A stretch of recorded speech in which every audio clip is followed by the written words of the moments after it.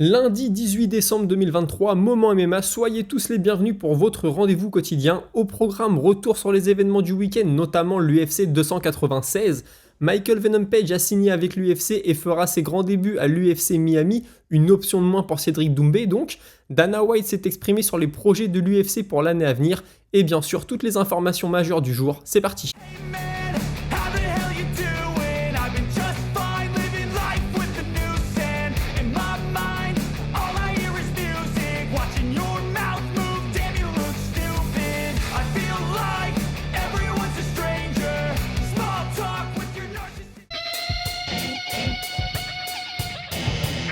Et on commence avec l'UFC 296 et le terrible KO de Josh Emmett sur Brice Mitchell. Alors on le voyait dans le combat, Brice Mitchell avait l'air d'avoir du mal à trouver sa distance, du mal à trouver son rythme. Moi je me disais mais c'est pas possible, il va pas y aller, est-ce qu'il va l'envoyer son takedown ou pas? Et finalement il essaye un moment d'échanger debout avec Emmett et il se fait connecter, c'était un KO terrible. Il est tombé raide au milieu de la cage. Je sais pas si vous avez vu mais quelques secondes après il a convulsé au sol, franchement ça faisait mal au cœur. Mal au cœur, surtout parce qu'il prenait ce combat en short notice, il comptait sur ce combat pour accéder au top de la catégorie, et ça aurait été possible, ça l'aurait mis dans les très bonnes conversations, Brice Mitchell. Voilà, maintenant, est-ce que c'est le choc du chaos ou pas? Mais j'ai l'impression que pour lui, l'avenir va être un peu compliqué. J'ai peur qu'il ait une vie qui soit pas assez centrée sur le combat, pour être honnête avec vous. On le sait, j'en ai parlé la semaine dernière, il est en train de construire sa maison lui-même, il a sa propre culture, sa propre ferme. J'ai pas l'impression qu'il fasse partie d'une grosse team. Est-ce que le MMA prend assez de place dans sa vie? Est-ce qu'il s'investit assez dans le MMA pour pouvoir un jour devenir champion? Je sais pas, peut-être que oui. En tout cas, ça me fait poser des questions. Concernant Josh Emmett, je suis content pour lui. Il était sur 2 défaites de suite, si je dis pas de bêtises. L'année 2023 avait été très compliquée, il en a parlé au micro. Il dit mais voilà, je termine sur un gros KO, je suis le plus gros frappeur au monde chez les poids plumes. Je pense qu'on peut pas lui enlever ça parce que là, c'est pas un petit KO. Il l'a endormi, il l'a déconnecté complètement. Chapeau à lui, je crois qu'il a été récompensé pour son KO, je me trompe peut-être, mais ça c'est un highlight qu'on va avoir tourné en boucle et en boucle. Voilà, comme je le dis, ça fait mal au cœur pour Brice Mitchell. Moi c'est un combattant, depuis qu'il est arrivé à l'UFC, j'avais des bons espoirs sur lui. Est-ce qu'il vient définitivement de se fermer la porte des bonnes conversations pour le titre? Peut-être pas, il a encore un petit peu de temps devant lui, mais va falloir se remettre de ça et revenir de ce genre de KO, franchement c'est pas forcément facile. Le combat suivant, c'était le combat qui opposait le vétéran Tony Ferguson au détesté, j'ai envie de dire, Paddy Pimblett, même si voilà, il a quand même beaucoup de fans, mais il est quand même assez détesté. Pimblett qui revenait de blessure, un an sans combattre, et écoutez, il a plutôt réussi son retour, c'était un piège, on le savait, il avait tout à perdre là-dedans. S'il perdait, il perdait contre un Tony Ferguson sur une terrible série de défaites, et s'il gagnait, il gagnait, c'était normal. Lui, c'est la nouvelle génération, Ferguson est sur la fin. Oh, alors il n'y a pas eu le KO. Je suis d'accord avec vous, pas de KO, on aurait pu s'attendre à un KO, tout le monde est arrivé à terminer Ferguson dernièrement, mais c'était quand même une prestation plutôt impressionnante, il l'a dominé de A à Z, il n'y a rien eu à dire là-dessus. Alors en conférence de presse, il a dit que Tony Ferguson, selon lui, n'était pas terminé. Il dit ouais, tout le monde dit qu'il doit se retirer, moi je suis pas d'accord, il se retire quand il veut. Moi, je me mets à sa place. Quand je serai à l'âge de me retirer, que tout le monde me dira que c'est le moment, si j'ai pas envie, je le ferai pas. Je pense qu'il peut encore gagner des combats contre des gars qui sont hors du top 15. Je pense qu'il a encore ça en lui. Il a dit qu'il encaissait très très bien. Il dit franchement, je comprends pas comment je l'ai pas fini. Je l'ai vraiment connecté dans le premier round. Je me suis donné énormément pour le finir. C'est peut-être ce qui m'a coûté la baisse de cardio dans le troisième d'ailleurs. Il a aussi expliqué que parce qu'un journaliste lui dit ouais, t'as vu, Rafael Dos Anjos a dit qu'il voulait te combattre. Il dit ah ouais, Dos Anjos, je pensais qu'il était monté chez les poids welter. On lui dit bah non, il a un combat là qui arrive contre Gamrot. Il dit ah, il a un combat qui arrive et il me call, mais il est complètement débile. Donc voilà, c'était du beau Paddy Pimblett. Il a aussi expliqué que lui, voilà, il était connu entre les combats pour prendre énormément de poids. Il combat en 155, il est déjà monté jusqu'à 211, donc c'est énorme. Il dit non, maintenant le maximum ce sera 185, donc 84 kilos. Pour combattre en 70, il y en a beaucoup qui le font. Je rappelle que Benoît Saint-Denis a dit qu'il est autour des 80 kilos en ce moment. Donc c'est faisable. Après, quand tu montes à 110, là, tu arrives dans les plus de 90 kg, 93, 95. C'est quand même compliqué. Donc écoutez, tant mieux pour lui. Moi, je pense qu'il ne pouvait pas faire ça toute sa carrière. Tout le monde le disait. Lui, il en rigolait un peu au début. Mais clairement, se faire des montées de poids comme ça, c'est pas bon pour le corps. Et puis, plus il va vieillir, plus ce sera dur de perdre. Donc je pense qu'il fait le bon choix. On lui a aussi dit qu'il avait une bosse au niveau de la cheville. Il me dit, est-ce que c'est la même blessure que contre Gordon? Il dit non, déjà, c'est pas la cheville, c'est le pied. J'ai une petite bosse sur le pied, mais c'est parce que je me suis fait contrer sur un low kick. C'est la raison. Donc écoutez, retour réussi pour Paddy Pimblett, fallait pas perdre ce combat-là. Tony Ferguson, bah écoutez, il était complètement hors de ce qu'il fallait faire, il avait pas de timing, alors il a survécu, hein, il s'est pas fait mettre KO, au sol il s'est pas fait soumettre, mais honnêtement il faisait mal à voir, il a envoyé un moment un jab au corps, il était pas à distance, alors après lui dans le feu de l'action il a peut-être cru qu'il y était, mais nous à la télé t'as l'impression qu'il était à 2 mètres de Pimblett, il a envoyé un jab au corps, c'était impossible de toucher, vraiment pas de vitesse, pas de timing, hein, pas de coup d'œil comme on dit. Il faisait mal à voir dans la cage. Moi, franchement, j'irais pas de conseil à lui donner, mais c'est vrai que voir Tony Ferguson faire ça, continuer à faire contre-performance sur contre-performance, ça fait assez mal au cœur quand on sait ce qu'il a fait par le passé. Un petit mot maintenant du combat entre Thompson et Shavkat Rakhmonov. Écoutez, Rakhmonov qui m'a pas déçu, j'avais peur qu'il parte dans une guerre d'ego et qu'il décide de mettre KO Thompson debout, hein. Et non, il a pas fait ça. Pourtant, debout, je trouve qu'il avait le dessus. Il lisait bien les entrées de Thompson, il arrivait à le contrer souvent. Mais voilà, il a fait jouer sa lutte, il l'a collé contre la cage. Thompson a très bien défendu. Thompson s'est pas fait amener au sol dans le premier round, ou en tout cas, à chaque fois, il a fait ce qu'il fallait. Et puis Rakhmonov qui a été patient, qui a pas pris de risque et puis qui a fini par finaliser Thompson. Je suis content, ça montre que Rakhmonov est un combattant intelligent, ça montre qu'il n'hésitera pas à se servir de ses armes, hein, à aller chercher le point faible des adversaires, parce que debout il est loin d'être nul, Rakhmonov. Donc c'est encourageant pour la suite. En conférence de presse, il a dit qu'il était prêt pour un combat pour le titre. Maintenant voilà, il l'a pas. J'ai vu le titre de l'interview, c'était je vais attendre mon title shot, comme si c'était son prochain combat. C'est pas vraiment ce qu'il a dit, hein. Il a dit voilà, moi je sens que je suis prêt pour le titre, mais il a pas dit qu'il voulait pas combattre avant. Voilà, il s'est pas trop exprimé, il est resté assez flou. Il a dit là, je veux rentrer au pays, hein. Je veux rentrer au pays, je veux prendre des vacances et puis on verra la suite. Thompson, il y a un journaliste, hein, qui a dit à Dana White, toi qu'est-ce que tu penses de Thompson? Il est pas fini, il était pas non plus ridicule, il est tombé sur plus fort que lui, mais t'as l'impression qu'il a encore quelque chose en lui. Et Dana White a dit que c'était vrai, il dit ouais, il est pas fini, c'est pas comme Tony Ferguson, mais voilà, il a pas pu s'imposer samedi soir.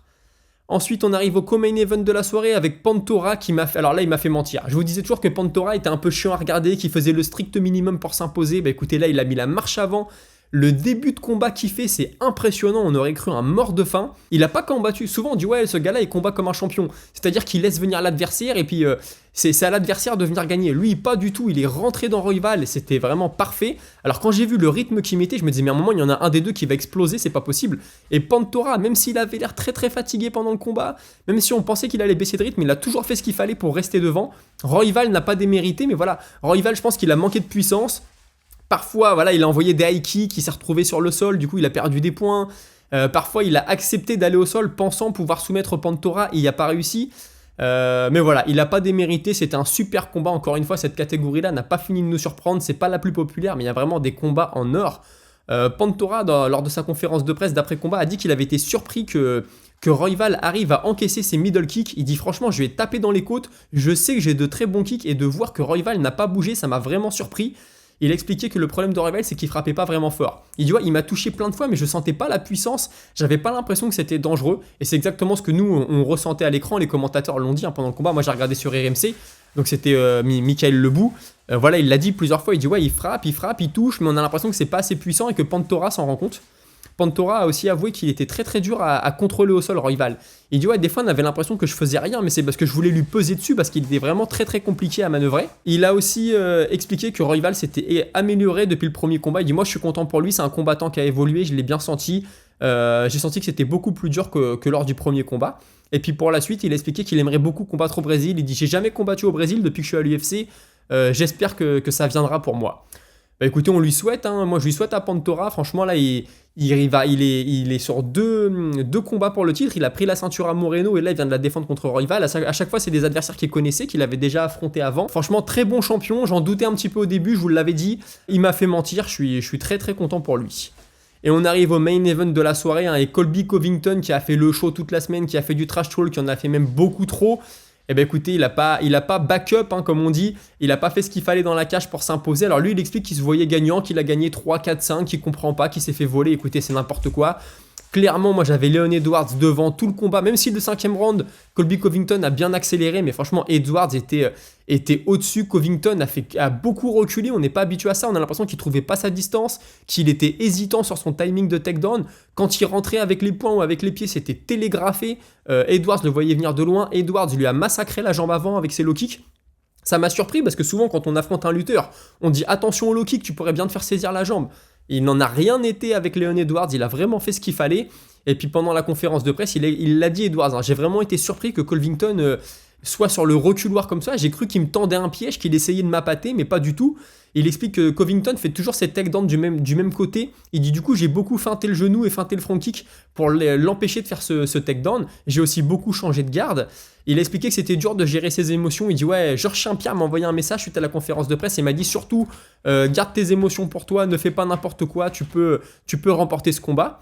Il a expliqué que Bilal Mohamed n'était pas légitime pour être le prochain, donc ça c'est dur pour Mohamed. Il dit moi aussi j'ai eu une longue série de victoires avant d'en arriver au titre, je vois pas pourquoi Bilal Mohamed pourrait aller plus vite que moi.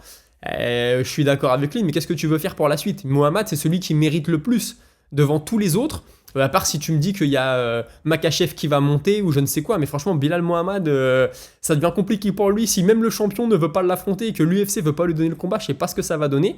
On lui a dit ouais t'as vu Venom Page vient de signer à l'UFC, est-ce que tu penses que tu pourrais l'affronter dans le futur? Il a dit bah attendez, Venom Page il vient d'arriver, il a même pas encore fait son premier combat, je pense qu'il est pas encore dans la discussion. Il explique aussi que son prochain combat il aimerait qu'il soit en Angleterre, ou en tout cas il voudrait combattre en Angleterre. Il dit ouais je sais que l'UFC va revenir, peut-être même à Manchester, ça me ferait plaisir de combattre là-bas. Il dit je préfère combattre en Angleterre qu'à l'UFC 300. Il dit maintenant je sais pas quel sera le timing du retour en Angleterre, donc je ne suis fermé à rien, je voudrais combattre 3 ou 4 fois cette année, être très actif, je voudrais dépasser le nombre de défenses de GSP, même si je le respecte beaucoup, c'est mon objectif. Donc écoutez, bah, s'il veut être actif, moi je vais pas me plaindre, hein. On se plaint souvent des champions qui veulent monter de catégorie tout de suite après avoir pris la ceinture, les champions qui combattent pas accès, etc. S'il nous fait 3 ou 4 défenses dans l'année, gros respect à lui. Maintenant, on va passer à son adversaire, Colby Covington. Alors lui, il n'a pas perdu de temps, il a dit que son prochain combat, il voulait que ce soit contre Stephen Thompson. C'est plutôt intelligent de sa part parce que Thompson a un style pour faire briller Covington. On le sait, Thompson, dès que tu l'amènes au sol, c'est compliqué. Maintenant, si Covington fait ce qu'il a fait ce week-end, Thompson va garder sa distance et va le toucher tout le combat. Il pourrait presque gagner, hein, honnêtement. Alors, il a avoué qu'il avait eu du mal à trouver son timing. Il dit ouais, j'avais du mal dans le timing. Le fait que Leon Edwards change tout le temps de garde, ça m'a beaucoup troublé. Mais voilà, je pense que je suis meilleur que lui. J'aurais dû gagner ce combat. Pour moi, j'ai gagné ce combat. Bon, il est revenu sur ses déclarations, c'est un peu tout le temps la même chose avec Colby Covington. Il est passé d'un début de semaine où il était plutôt drôle à une fin de semaine chaotique qui se termine avec le combat dans lequel il n'a pas du tout délivré la performance qu'on attendait. On lui a demandé s'il serait prêt à affronter Sean Strickland, hein, parce que Sean Strickland a répondu à ses accusations, enfin à ce qu'il a dit sur le père de Leon Edwards. Il dit ouais, Sean Strickland, moi je suis prêt à le prendre. Bon, il faudra déjà que Sean Strickland perde, hein, parce que si Sean Strickland gagne et qu'il reste champion, je vois pas comment Covington aura le combat. Il expliquait qu'il ne voulait pas combattre Rakhmonov parce que c'est pas un assez gros nom. Il dit ouais, Stephen Thompson, il a un plus gros nom, et puis surtout Stephen Thompson, il parle tout le temps de moi devant les caméras, il dit que je suis ci, il dit que je suis ça, mais devant moi il me dit rien, donc j'ai vraiment envie de l'affronter dans la cage. Il explique aussi qu'il comptait pas descendre chez les poids légers. Il dit non, moi ça m'intéresse pas, je cut pas beaucoup de poids, mais moi je suis pas un tricheur, je vais faire partie de la nouvelle génération de combattants qui combat à son poids naturel. Alors c'est le seul truc sur lequel je vais pas lui enlever. C'est vrai que c'est respectable de faire ça. Maintenant, la règle, c'est pas de la triche, t'as le droit de couper le poids. Y a rien qui t'en empêche, donc écoutez, c'est son choix à lui. Mais pour finir sur cette carte, franchement, c'était une très belle carte. J'ai beaucoup aimé. Dans les prélims, on a vu Cody Garbrandt s'imposer. Alors ça y est, on parle déjà du Cody Garbrandt qui avait battu Dominic Cruz. Je pense qu'il faut pas s'enflammer non plus. C'était un adversaire, Brian Kelleher, il est pas dans le top 15. Hein. Mais c'était une belle performance. Il est sur 2 victoires de suite. Mentalement, je pense que ça lui fait énormément de bien. Dana White, lui aussi, a donné une conférence de presse, c'était très intéressant. Alors, il a commencé avec Covington, il a dit, ouais, il a 35 ans, il combat pas assez. Ce soir, il était trop lent, il avait pas de timing, je pense que tout le monde a pensé la même chose. Je l'ai pas du tout vu gagner ce combat, donc très réaliste, Dana White. Et il a expliqué que Leon Edwards avait fait une magnifique performance et qu'il méritait son combat en Angleterre, donc j'espère que ce sera pour lui. Il y a eu une bagarre, hein, je vais vous diffuser les images entre Duplessis et Strickland, parce que vendredi soir avait lieu la conférence pour la saison 2024, et il y avait notamment Strickland et Duplessis. Les deux se sont invectivés, c'était pas très intéressant comme conférence de presse, je vais pas en parler beaucoup. Ça a beaucoup parlé de l'enfance de Sean Strickland, enfin, c'était vraiment des attaques personnelles, c'était pas terrible. Et puis à un moment, Duplessis lui a dit, ouais, quand je vais te défoncer, ça va te rappeler les nuits où ton père débarquait dans ta chambre et venait te frapper. Enfin bref, et puis Strickland ensuite plus tard a dit ouais, c'est vraiment un sale type, moi j'ai des gens qui me suivent, c'est des gens qui ont été violés, c'est des gens qui ont été tabassés, et dire ça, enfin bref, bon voilà. Ils sont rentrés dans des attaques personnelles, c'était pas très intéressant, je vais pas m'apesantir là-dessus, mais il faut savoir que les deux se sont battus dans la foule, donc Strickland est sorti de la salle, donc on a dit à Dana White, toi qu'est-ce que t'en penses? Et il dit ouais, je sais pas quel est l'idiot qui a autorisé les deux à s'asseoir l'un à côté de l'autre, mais c'est une faute professionnelle. C'est pas faux, il dit voilà, je vous ai déjà dit que c'était le fight business, que des bagarres comme ça arrivait souvent, mais là c'est un petit peu gros, la responsabilité est un peu grosse pour nous. Il a expliqué que Tony Ferguson devrait se retirer, que voilà, malheureusement, il était plus vraiment à sa place à l'UFC. Il paraît que Cody Garbrandt a appelé Davison Figueiredo à le combattre. C'était dans son interview d'après-combat. C'est pas il paraît, ça a eu lieu. Et Dana White dit bah écoutez, il avait l'air plutôt bon, Cody Garbrandt. Alors il a pas dit oui pour Figueiredo. Pour Figueiredo, ce serait plutôt un pas en arrière. Même si Garbrandt c'est un gros nom, c'est l'ancien champion. Je pense que Figueiredo il regarde plutôt devant lui. Pour Garbrandt, ce serait un joli cadeau. En tout cas, l'opportunité serait belle. Dans la cage, je sais pas si ce serait un cadeau, mais l'opportunité serait belle. Il a aussi expliqué que Shavkat Rakhmonov avait été impressionnant, mais il a pas dit si son prochain combat serait pour le titre. Il a dit qu'on aurait des nouvelles de l'UFC 300 en début d'année. Il dit là on est sur la carte de l'UFC 299, mais je peux vous dire que l'UFC 300 ça va être quelque chose de dingue. Il expliquait que lors du combat à The Sphere, qui aura lieu au Mexique, la The Sphere c'est la salle à Las Vegas, je le rappelle, il a dit qu'il allait faire là-bas le plus grand événement de sport de combat jamais diffusé en live à la télé. Mais il expliquait qu'il n'y aura pas de crossfight, il n'y aura pas un boxeur qui va venir boxer un mec de MMA ou quoi. Il dit non, moi peut-être que je peux organiser des combats de boxe anglaise, des combats de MMA, mais je ne ferai pas un boxeur contre un combattant de MMA, je ne ferai pas des règles spéciales, on restera sur du MMA. Le trash talk selon lui ne doit pas avoir lieu sur la famille. Il dit non, j'aime pas du tout ça, ils peuvent dire ce qu'ils veulent, mais toucher à la famille je trouve que c'est un peu dur. Et puis je leur ai toujours dit de ne pas se battre lors des conférences de presse, lors des face-off, parce que la commission n'aime pas ça, et la commission c'est le gouvernement, donc on doit se plier à ce qu'ils veulent. Il a aussi parlé du retour de Oliveira et Costa. On lui a demandé s'il avait des informations, une date de retour. Il dit non, j'ai aucune date, j'ai rien à dire sur ces deux sujets-là. Il semblerait que la carte en Arabie Saoudite soit un Fight Night, mais une très grosse carte. Tiens, il l'a annoncé, on va faire quelque chose qui est un peu plus qu'un Fight Night. Ces gens-là sont habitués à faire des grandes choses avec la boxe anglaise, donc on va leur offrir un bel UFC. L'UFC en Afrique, on s'y dirige. Il dit voilà, avec Duplessis, il y a de fortes chances qu'on aille en Afrique du Sud. Il dit il y en a beaucoup qui me disent oui, mais l'Afrique du Sud, c'est pas l'Afrique. Il dit bah je suis désolé, pour l'instant c'est Duplessis qui est tout proche d'avoir la ceinture. Alors on pourrait lui dire quand Adesanya l'a eu, t'as pas été au Nigeria. Bon écoutez, ça c'est une question de business et peut-être d'opportunité. Mais il explique que sinon il parle aussi du Nigeria et du Rwanda. Il dit nous on veut vraiment s'enraciner en Afrique, faire ce qu'on a fait au Mexique, faire ce qu'on a fait en Chine. On veut avoir des attaches en Afrique et j'espère que ça se fera. Il expliquait qu'il avait cette année, ils ouvrent le Performance Institute à Mexico, il y en avait déjà un en Chine, et il dit voilà, on veut faire ça en Afrique, j'espère qu'on arrivera à faire la même chose. Là, un petit mot des autres organisations du week-end, vous m'aviez parlé notamment du Ares, moi j'ai regardé que le main event, très honnêtement.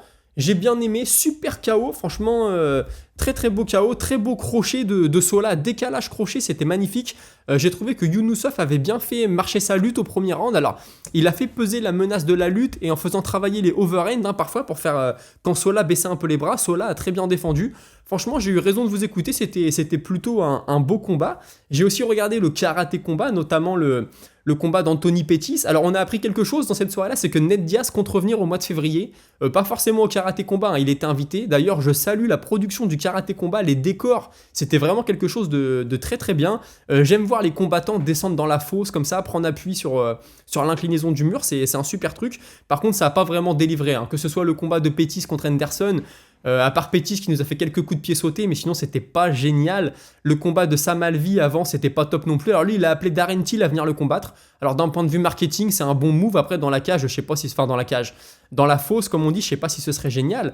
Mais tout ça pour vous dire que si Anthony Pettis, qui a été cité comme un potentiel futur adversaire de Cédric Doumbé, arrive face à Doumbé avec ce genre de performance, franchement j'ai peur pour lui. Alors on sait que Pettis il a un très bon sol, il pourrait peut-être poser problème à Doumbé, mais si ça venait à rester debout ce qu'il a fait ce week-end, je pense que ça poserait pas problème à Doumbé, voire ce serait dangereux pour Pettis. Un petit détour par la minute box, je vous mets même pas de jingle, c'est juste pour vous citer Jake Paul qui a gagné par KO. On savait que c'était un combat contre un vrai boxeur, cette fois-ci pas un influenceur, pas un ancien combattant de MMA.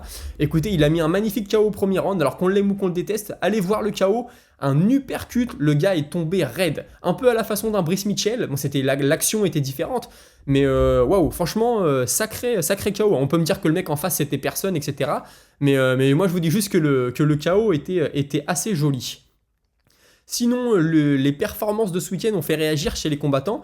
Notamment, il semblerait que Islam Makhachev ait dit que son prochain combat devrait avoir lieu contre Leon Edwards. Il dit ouais, le combat était pourri, on a besoin de changer de champion. Donc écoutez, est-ce que Makhachev va monter? Est-ce que le super fight dont parlait Dana White, peut-être pour l'UFC 300, ce serait la montée de Makhachev contre Leon Edwards?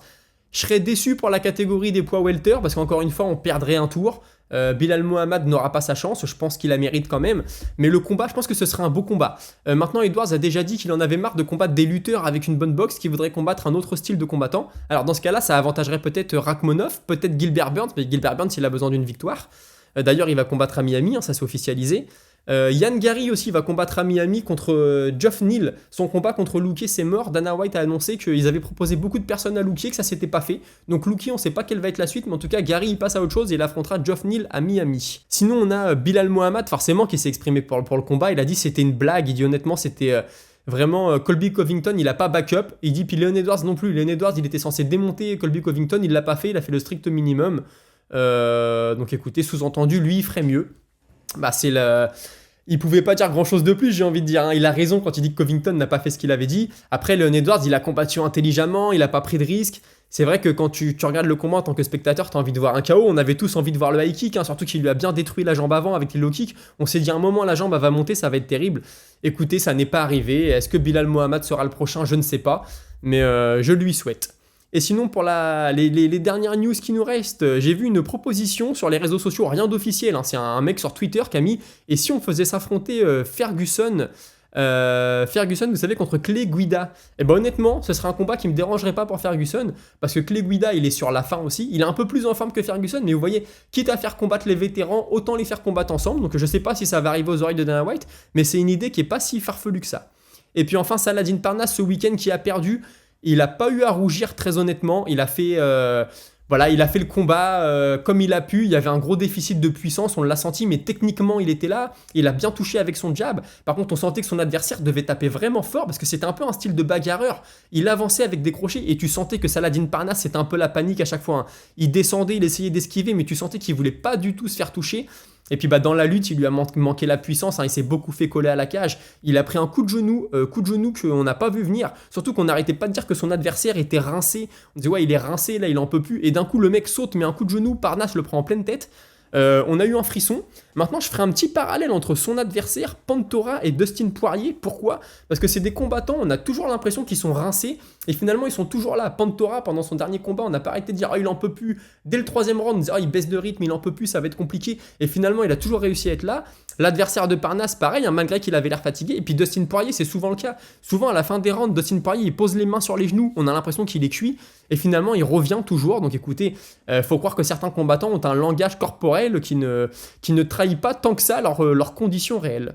Écoutez, je pense avoir fait le tour de l'actu pour aujourd'hui. Vous l'aurez compris, c'était très axé sur les événements du week-end, mais il y avait énormément de choses à dire. On est déjà à plus de 20 minutes d'émission. Je vous propose de passer à la Minute Auditeur.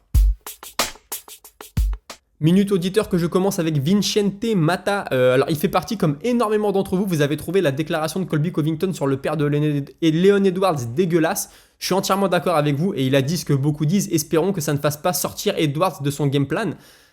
Écoutez, ça ne l'a pas fait sortir. Il l'a dit, Edwards, c'était très dur. C'était très dur de me contenir. Quand je suis retourné dans les vestiaires suite à la conférence de presse, j'ai pleuré parce que je suis très émotif quand il s'agit de mon père.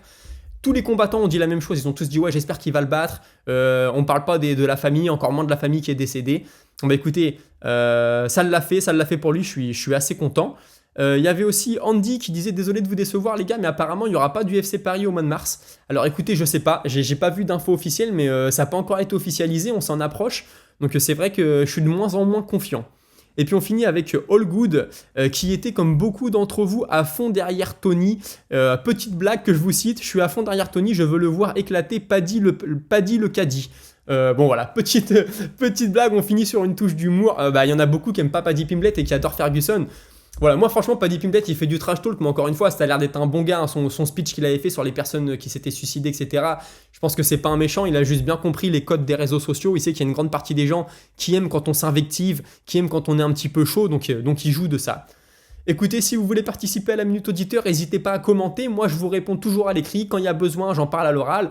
Vous savez, le lundi, c'est toujours une émission un peu spéciale, on parle beaucoup des événements du week-end, mais dès demain, on retourne à l'actualité, tous les jours 17h, je vous livre votre dose d'actualité MMA. N'hésitez pas à liker, n'hésitez pas à vous abonner, vous avez vu, j'ai changé les vignettes. Alors aujourd'hui, c'est quelqu'un qui me l'a fait, hein. Pour être honnête avec vous, c'est lui qui a fait la vignette de A à Z. À partir de demain, j'ai son fichier, c'est à moi de mettre en forme avec les actualités du jour. Je vous promets pas que ce sera aussi beau les premiers temps, mais je vais y travailler. J'espère que ça vous plaît. Vous savez, le but, c'est de professionnaliser la chaîne le plus possible. Dans les semaines à venir, j'espère ajouter encore de nouvelles choses. Je vous remercie de me suivre. On se voit demain à 17h. Passez une bonne soirée. Salut.